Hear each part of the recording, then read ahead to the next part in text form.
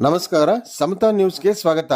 ಚಿಕ್ಕಬಳ್ಳಾಪುರ ಜಿಲ್ಲೆ ಶಿಡ್ಲಘಟ್ಟ ನಗರದಲ್ಲಿ 69ನೇ ಕನ್ನಡ ರಾಜ್ಯೋತ್ಸವ ಸಮಾರಂಭದಲ್ಲಿ ಬಿಗ್ ಬಾಸ್ನ ಹಳ್ಳಿಕಾರ್ ವರ್ತೂರ್ ಸಂತೋಷ್ ಖಡಕ್ ಮಾತು. ಸಂತೋಷ್ ಮಾತುಗಳಿಂದ ಅಭಿಮಾನಿಗಳು ಫಿದಾ. ಹಾಗೂ ಶಿಡ್ಲಘಟ್ಟ ವಿಧಾನಸಭಾ ಕ್ಷೇತ್ರದ ಕಾಂಗ್ರೆಸ್ ಮುಖಂಡರು ಹಾಗೂ ಸಮಾಜ ಸೇವಕರಾದ ಪುಟ್ಟು ಆಂಜನಪ್ಪನವರಿಂದ ಬಿಗ್ ಬಾಸ್ನ ಹಳ್ಳಿಕಾರ್ ವರ್ತೂರ್ ಸಂತೋಷ್ಗೆ ಸನ್ಮಾನ ಸಮಾರಂಭವನ್ನು ಸಮಾನ ಮನಸ್ಕರ ವೇದಿಕೆಯಿಂದ ಆಯೋಜನೆ ಮಾಡಲಾಗಿತ್ತು. ಹಾಗೂ ಸಮಾರಂಭದಲ್ಲಿ ಬಿಜೆಪಿ ಮುಖಂಡರಾದ ಬಿಜೆಪಿ ಗ್ರಾಮಾಂತರ ಮಂಡಲ್ ಅಧ್ಯಕ್ಷರಾದ ಆನಂದಗೌಡ, ತಹಸೀಲ್ದಾರ್ ಬೇನ್ ಸ್ವಾಮಿ, ಸರ್ಕಲ್ ಇನ್ಸ್ಪೆಕ್ಟರ್ ಶ್ರೀನಿವಾಸ್ ಹಾಗೂ ನಗರ ಸಬ್ ಇನ್ಸ್ಪೆಕ್ಟರ್ ವೇಣುಗೋಪಾಲ್, ಗ್ರಾಮಾಂತರ sub inspector Satish, wisdom Nagaraj, Ramanji, Babu, Pratheesh, Madhulatha, BO Narendra ಮುಂತಾದ ಗಣ್ಯರು ಹಾಜರಿದ್ದರು. ವರದಿ ಪ್ರಧಾನ ಸಂಪಾದಕರು ಹರಿಕೆರೆ ಮುನ್ರಾಜ್, ಸಮತಾ ನ್ಯೂಸ್, ಶಿಡ್ಲಘಟ್ಟ.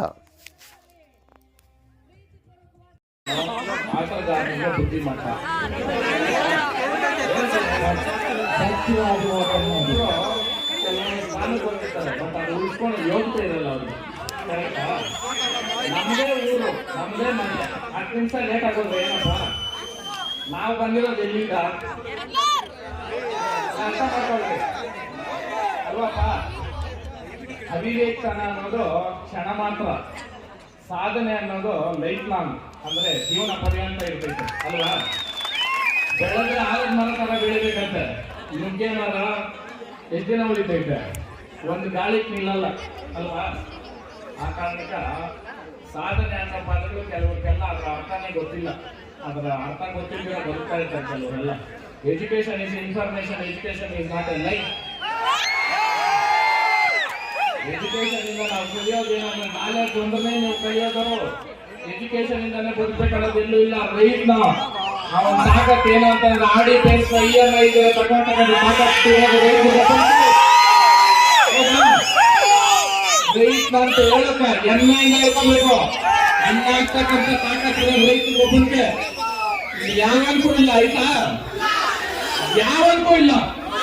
ಇವತ್ತು ಸ್ಕೂಲಲ್ಲಿ ಇರ್ಬೋದು, ಕಾಲೇಜಲ್ಲಿ ಇರ್ಬೋದು, ಎಲ್ಲ ಕ್ಷೇತ್ರದ್ದು ಹೇಳ್ತಾರೆ ರೈತರಾಗ್ರಿ ಯೋಧರಾಗ್ರಿ ಅಂತ ಎಲ್ಲೂ ಹೇಳಲ್ಲ, ಆಯ್ತಾ? ಎಜುಕೇಶನ್ ಸಿಸ್ಟಮ್ ಅಲ್ಲಿ ಅದಕ್ಕ ನಾನು ಕೆಲವೊಂದು ಮಾತುಗಳು ಹೇಳ್ತೆ ಈ ರೀಸೆಂಟ್ ಆಗಿ. ಮುಂದೆ ಮಾತಾಡೋರು ಅಪ್ಪನ ಕೊಡ್ದೋಳು, ಹಿಂದೆ ಮಾತಾಡೋರು ಕನ್ನಡ ನಮ್ಮ ಫೇಸ್ ಮಾಡಿ ಫೇಸ್ ಮಾಡಿ ಮಾತಾಡ್ಬೇಕು ಅಲ್ವಾ. ಹಿಂದೆ ಮಾತಾಡೋದೇನ ಆ ಕಾರಣಕ್ಕ ಇವತ್ತು ಕನ್ನಡ ರಾಜ್ಯೋತ್ಸವನ ಕೆಲವು ಸಂಘಟನೆಗಳೆಲ್ಲ ಸೇರಿ ಇವತ್ತು ಶಿಡ್ಲಘಟ್ಟದಲ್ಲಿ ಮಾಡಿದ್ದೀರಾ, ಬಹಳ ಖುಷಿ ಆಗುತ್ತೆ. ಇನ್ನ ಮುಂದೆ ತಿಂಗಳಲ್ಲಿ ಇನ್ನ ವಿಜೃಂಭಣೆಯಿಂದ ಮಾಡಿದ್ರೆ ದಯವಿಟ್ಟು ಆದ್ರೆ ರೈತನ ಭಾಷೆನಲ್ಲಿ ತಿಳಿಸಿರಲ್ಲ ನನಗೆ ಅವೆಲ್ಲ ನಿಮ್ಗೆ ಬೇಕಾಗಿಲ್ಲ. ಇವತ್ತು ನಿಮ್ ಸಂಘಟನೆ ಇವತ್ತು ಮಾಡಿರೋದಕ್ಕೆ ಪ್ರಶಂಸನೆ ಇದೆ, ಆಯ್ತಾ? ನಾನು ಹೆಸರು ಹೇಳ್ಬೇಕನ್ನೋ ಉದ್ದೇಶ ಏನಿಲ್ಲ. ನೀವು ಮಾಡಿರೋ ಶ್ರಮಕ್ಕೆ ಭಗವಂತ ನಿಮ್ಗೆ ಯಾವತ್ತೂ ಆಶೀರ್ವಾದ ಕೊಡ್ತಾನೆ. ಅಪ್ಪನ ಹೆಸರು ಹೇಳ್ಕೊಂಡವನು ಅಪ್ಪನ ಕೊಡ್ದವನು, ಅಮ್ಮನ ಹೆಸರು ಹೇಳ್ಕೊಂಡವನು ಬದುಕೋಣ. ಯಾರು ಸ್ವಾವಲಂಬಿಗಳು ಕೆಲವರು ಅಂತಾರಲ್ಲ, ಅಪ್ಪ ಅಮ್ಮನ ಕುಟ್ಟಿರೋರು ಹೇಳ್ಬೇಕು, ಏಲಿಯನ್ಸ್ ಕುಟ್ಟಿರೋರು ಹೇಳ್ಬೇಕು ಸ್ವಾವಲಂಬಿಗಳು ನಾವು ಅದೇನಾ? ಯಾರು ಸ್ವಾವಲಂಬಿ? ತಂದೆ ತಾಯಿ ಅವ್ರನ್ನ ಸಾಯೋವರೆಗೂ ನಾವು ಋಣ ನಾವು ಏನು ಮಾಡ್ಕೊಂಡು ಕಮ್ಮಿ ಅಂತ, ಹೌದಾ? ಅನಾಥಾಶ್ರಮಗಳು ಯಾಕೆ ಬೇಕು, ವೃದ್ಧಾಶ್ರಮಗಳು ಯಾಕೆ ಬೇಕು ನಮ್ಗ? ಅವಶ್ಯಕತೆ ಐತಾ? ಗೌರ್ಮೆಂಟ್ ಅಲ್ಲಿ ಒಂದು ರೂಲ್ಸ್ ಮಾಡ್ಬೇಕು, ತಂದೆ ತಾಯಿಗಳು ಸಾಕಕ್ಕೆ ಯೋಗ್ಯತೆ ಇಲ್ಲ ನನ್ನ ಮಕ್ಕಳು ಅವ್ರ ಆಸ್ತಿನ ಅನುಭವಿಸಕ್ ಹಕ್ಕದಾರಲ್ಲ ಅಂತ. ಯಾಕಪ್ಪ ಬೇಕು ನಮ್ಗೆ ಇವೆಲ್ಲ? ಆ ಕಾರಣಕ್ಕ ಕೆಲವೊಂದು ಮಾತುಗಳು ನಾನು ಮಾತಾಡೋದು ನನ್ನ ತಕ್ಷಣ ಕಠೋರ ಇರ್ತೀನಿ. ನಾನು ಮಾತಾಡೋದು ಉತ್ತರ ಉಪ್ಪು ಹುಳ ಬಿದ್ದಿರೋದು ಉದಾಹರಣೆನೇ ಇಲ್ಲ, ಸಕ್ಕರೆ ಹುಳ ಬಿದ್ದಿರೋದು ಉದಾಹರಣೆ ಇಲ್ಲ.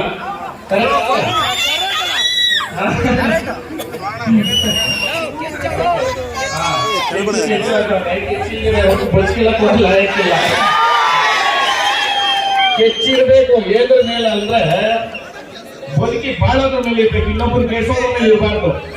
ಇನ್ನೊಬ್ರು ಕೆಡ್ಸೋದ್ರೆ ನಾವೇ ಕೆಟ್ರಿ. ಬಿಗ್ ಬಾಸ್ ಅಲ್ಲಿ ನಾನು 5 ವರ್ಷಕ್ಕೆ ಮುಂಚೆ ನಾನು ಹಾಕೊಂಡ್ ಬಂದಿದ್ದೆ ಆ ಪೆಂಡೆಂಟು.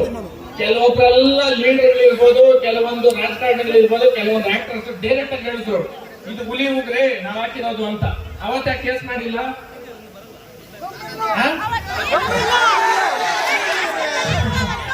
ಡೈರೆಕ್ಟ್ ಆಗಿ ಒಪ್ಕೊಂಡಿದ್ ನಾನೇನೆ. ಹೌದು ಸ್ವಾಮಿ, ಹೌದು. ನಮ್ಮ ಹೋಗಿ ಅಯ್ಯಪ್ಪ ಸ್ಥಾನಕ್ಕೆ ಹೋದ ಅಂತ ಅನ್ಕೊಟ್ಟಿದ್ದು ನಾನು ಹಾಕೊಂಡಿರೋದು ನಿಜ ಅಂತ. ಹೌದಾ? ನಾವು ಮಾಡಿರೋದನ್ನ ಹೇಳ್ಕೊಡಕ ತಾಕತ್ತಿಲ್ಲ ಅಂತ ಅಂದ್ಮೇಲೆ ಆ ಕೆಲ್ಸಕ್ಕೆ ಹೋಗ್ಬಾರ್ದು ನಾವು. ಮೀಸೆ ಬಿಡೋನ್ ಗಂಡಸು ಮೀಸೆ ಬಿಟ್ಟಾಗ ನಾಟಕ ಮಾಡ್ತಾರಲ್ಲ ಅವ್ರೇನ. ಆ ಕಾರಣಕ್ಕೆ ಇವತ್ತು ಟಾಪಿಕ್ ಎಲ್ಲ ಇದೇ ಆಯ್ತು. ನಾನು ಬೇರೆ ಮಾತಾಡಲ್ಲ ಇಲ್ಲಿ. ಉದ್ದೇಶ ಯಾಕಂತಂದ್ರೆ ಇತ್ತೀಚಿನ ನಾನು GK ನಲ್ಲಿ ಓದವಾಗ ಜುಟ್ಟು ಅಂತೆ, ಜುಟ್ಟಲ್ಲ ಜುಟ್ಟನೆ ಕಿತ್ತಾಕ್ಬಿಡ್ತೀನಿ ನಾನು. ಜುಟ್ಟು ನಿನ್ಗೊಂದು ಹೇಳ್ತೀನಿ ಕೇಳು, 4 ಪ್ರಶಸ್ತಿ ತಗೊಂಡಿದ ತಕ್ಷಣ ನೀನ್ ದೊಡ್ಡ ಗಂಡಸಾಗಲ್ಲ. ನೀನ್ ತಾಕತ್ತಿದ್ರೆ ಒಂದ್ ಜಾತ್ರೆನಾಗ ಎಲ್ಲ ದನಗಳಿಗೂ ಚಿನ್ನ ಕೊಟ್ಟು ನೋಡು. ನಾನು ಮಾಡಿದ್ದೀನಿ ಆ ಕೆಲಸ. ಜುಟ್ಟು ನೀನ ನೋಡೋಣ. ನನ್ನ ಹೆಸರು ಹೇಳಕ್ ಕೂಡ ನಿನ್ ಭಯ ಐತೆ, ಅದು ಸಾಕು ನಾನು ಸಾಧ್ಯ ಮಾಡಿರೋದು. ಕರೆಕ್ಟಾ? ನನ್ನ ಹೆಸರು ಹೇಳಕ್ಕೂ ಭಯ ಐತೆ. ಹೌದಾ? ನಾನು ಇವತ್ತು ಡೈರೆಕ್ಟ್ ಆಗಿ ಮಾತಾಡೋದು. ಯಾರ ಬಗ್ಗೆ ಆದ್ರೂ ಮಾತಾಡ್ಬೇಕಾದ್ರೆ ಇಲ್ಲ ನಂದು ಅವ್ನು ತಿಂದಿರ್ಬೇಕಿಲ್ಲ ಅವನು ನಾನು ತಿಂದಿರ್ಬೇಕು. ಕರೆಕ್ಟಪ್ಪ?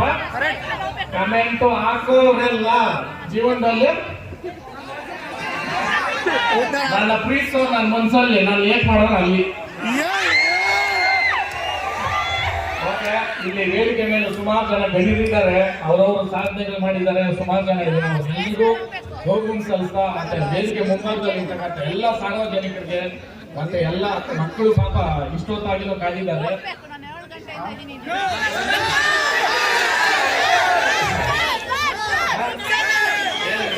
ಆಮೇಲೆ ಮಾರ್ಚ್ ಅಲ್ಲಿ ಹಳ್ಳಿಕಾರ ರೇಸು ಹೊರನಾಳಿನಲ್ಲಿ ನಡೀತೈತೆ. ಆಮೇಲೆ ವಿಶೇಷವಾಗಿ ನನಗೆ ಬಹಳ ಖುಷಿಯಾಗಿದೆ. ಶಿಡ್ಲಘಟ್ಟದಲ್ಲಿ ಒಂದು 4-5 ಸಂಸ್ಥೆ 20 ಸಂಘಗಳು ಒಗ್ಗೂಡಿ ಇವತ್ತು ಕನ್ನಡ ರಾಜ್ಯೋತ್ಸವ ಮಾಡ್ತಾ ಇದ್ದಾರೆ. ಬರೋ ಸತಿ ಇನ್ನ ವಿಜೃಂಭಣೆಯಿಂದ ಮಾಡ್ಲಿ, ಇನ್ನ ಹೆಚ್ಚಿನ ಜನಸಂಖ್ಯೆನಲ್ಲಿ ಸೇರಿ.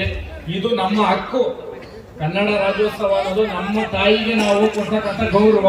ಹೌದಾ?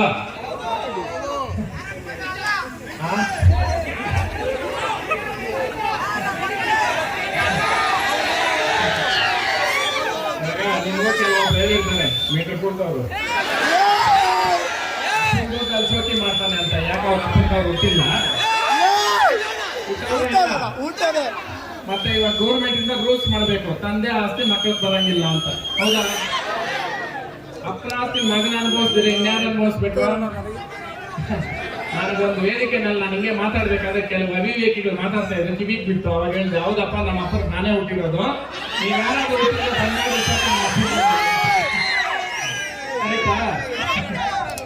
ಆಮೇಲೆ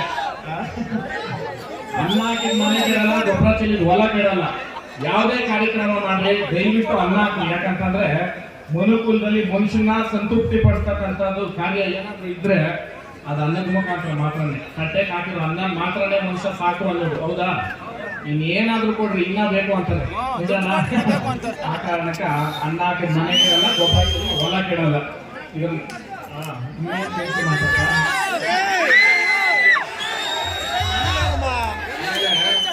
ಸ್ನೇಹದ ಬಗ್ಗೆ ಒಂದ್ 2 ಮಾತು ಹೇಳ್ತೀನಿ. ಆಮೇಲೆ ಒಂದೇ ಒಂದು ನಿಮಿಷ ಸ್ನೇಹದ ಬಗ್ಗೆ ಮಾತಾಡ್ತೀನಿ.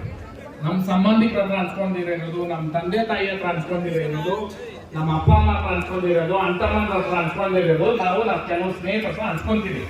ಕೆಲವು ಸಂದರ್ಭಗಳಲ್ಲಿ ನಮ್ಗ ಅವ್ರಿಗೆ ಮನಸ್ತಾಪ ಬರ್ತೈತೆ. ಹೌದಾ? ಆ ಮನಸ್ತಾಪ ಬಂದವಾಗ ಅವನೇನ್ ಹೇಳಿದ್ದ ಗೊತ್ತಾ ಅಂತ ಹೇಳ್ತಾರೆ ನೋಡ್ರಿ, ಅವ್ರ ದೇವರೇ ಒಬ್ಬರಿಗಂತೂ ಹುಟ್ಟಿಲ್ಲ. ನಮ್ಮ ಹಳ್ಳಿ ಭಾಷೆನಲ್ಲಿ ಒಂದೈತೆ, ತಾಯಿ ಗಾಡಿ ಬಿಚ್ಚೋದು ನಂಬಿಕೆ ದ್ರೋಹ ಮಾಡೋದು 2 ಒಂದೇ. ಹೌದಾ? ಯಾಕಂತಂದ್ರೆ ನಂಬಿಕೆ ಅನ್ನೋದು ತಾಯಿ ಕನ ಹೆಚ್ಚು. ನಾವೆಲ್ಲಾನು ಅವ್ರ ಮೇಲೆ ನಂಬಿಕೆ ಇಟ್ಟು ಮಾತಾಡಿರ್ತೀವಿ ಅಲ್ವಾ? ಸಾಕಪ್ಪ ವ್ಯಕ್ತಿ ಮಾತು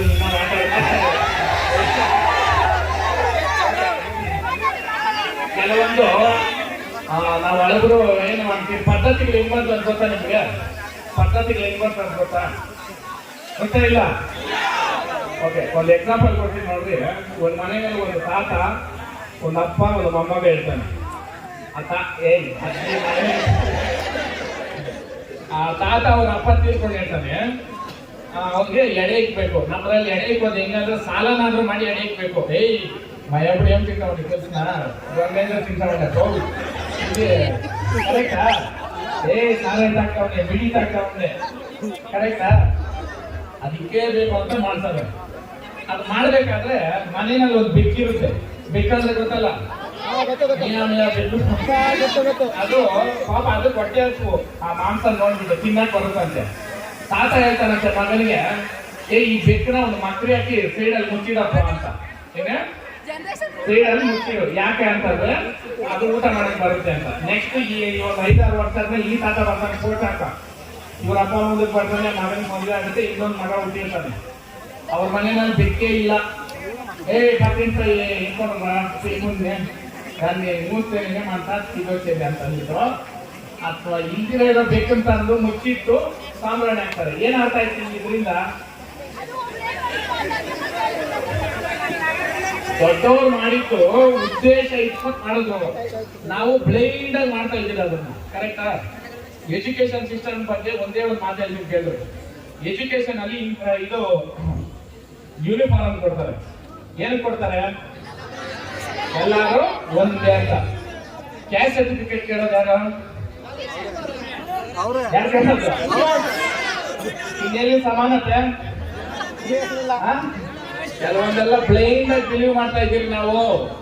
ಏನಾದ್ರು ದೇಶ ಬದಲಾಗ್ಬೇಕಂದ್ರೆ ಯೂತ್ ಇಂದ ಮಾತ್ರ. ಕೊರೋನಾ ಆಯ್ತಪ್ಪ ನಿಂತ.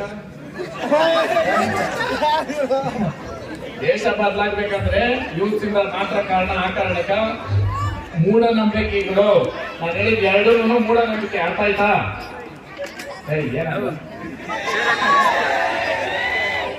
ನಿಮ್ಮ ಪ್ರೀತಿ ವಿಶ್ವಾಸಕ್ಕೆ ನಾನು ಯಾವತ್ತೂ ಚಿರಋಣಿ. ಪಾಪ ಇನ್ನ ದೊಡ್ಡವರು ಇದ್ದಾರೆ, ಅವರು ಮಾತಾಡ್ಬೇಕು.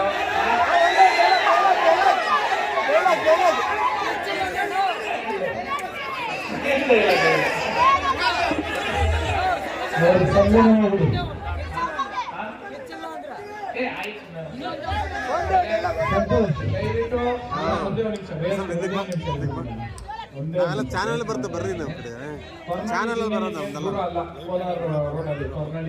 ದಯವಿಟ್ಟು ಎಲ್ಲರೂ ಪ್ರೋತ್ಸಾಹ ಮಾಡ್ರಿ. ಯಾಕಂತಂದ್ರೆ ಕೆಲವೊಬ್ರು ಎತ್ತು ಕಟ್ಟಕ್ಕಾಗುತ್ತೆ, ಕೆಲವೊಬ್ರು ಕಟ್ಟಕ್ಕಾಗಲ್ಲ. ಬಟ್ ಅದನ್ನ ನೀವು ನೋಡ್ಬೇಕು ಕಣ್ಣಲ್ಲಿ, ನಿಜಾನ? ಆ ಕಾರಣಕ್ಕ ದಯವಿಟ್ಟು ಇದೇ ಶಿಡ್ಲಘಟ್ಟದಲ್ಲಿ ಬರೋ ವರ್ಷ ನಾನು ಇದೇ ನಿಮ್ ಕಾರ್ಯಕ್ರಮ ಕರೆಸಿದವಾಗ ಒಂದು 10 ಜನ ಹಳ್ಳಿ ಕಾರ್ಕಟ್ಟು ರೈತರು ಇದಾರ ಅಂತಾನೆ ನನ್ ಫುಲ್ ಖುಷಿ ಆಗುತ್ತೆ. ಹೌದಾ? ನಿಜಾನ? ಇವತ್ತು ವ್ಯವಸಾಯ ಅನ್ನೋದ್ರಲ್ಲಿ ಎತ್ತುಗಳು ದನಕರು ಇರ್ಲೇಬೇಕು. ಆಗಿನ ಕಾಲದಲ್ಲಿ ಎತ್ತಿಲ್ದಿದ್ ಮನೆನ ಎಣ್ಣೆ ಕೊಡ್ತಾ ಇರಲಿಲ್ಲ. ಇವತ್ತು ದನ ಕರ ಇಟ್ಟಂದ್ರೆ ಅವ್ರ ಮನೆಗೆ ಎಣ್ಣೆ ಕೊಡಲ್ಲ. ಹೌದಾ? ರೈತರ ಮಟ್ಟಿಗೆ ಎಣ್ಣೆ ಕೊಡ್ರಿ, ತಾಕತ್ತಿರೋದು ಅವ್ನಿಗೆ ಸಾಕಾಗ. ಎಷ್ಟು ಜನ ಈಗ ರೈತರ ಮಕ್ಕಳು ಕೈ ಎತ್ತಿದೆ?